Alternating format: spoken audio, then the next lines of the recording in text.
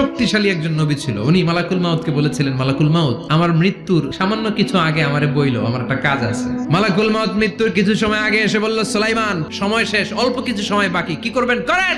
সাইয়েদনা সুলাইমান জিনদেরকে ডাকলো, ও জিনেরা, বিশাল একটা প্রজেক্ট আছে, প্রজেক্টে কাজ শুরু করো। আর কিছু জিনকে বলল, চারদিকে গ্লাস ফিটিং করা একটা রুম বানাও। সাইয়েদনা সুলাইমান আলাইহিস সালাম গ্লাস ফিটিং করা রুমের ভেতরে ঢুকলেন। এই রুমে ঢুকার দরজা নাই, হাতে একটা লাঠি নিলেন, লাঠির মধ্যে ভর করে দাঁড়িয়ে রইলেন আর জিনদের দিকে তাকিয়ে রইলেন। জিনেরা এত বদমাশ ছিল, সাইয়েদনা সুলাইমান দাঁড়িয়ে না থাকলে কাজ করতো না, দাঁড়ায় না থাকলে আজও লোকজন কাজ করতে চায় না, ঠিক কিনা?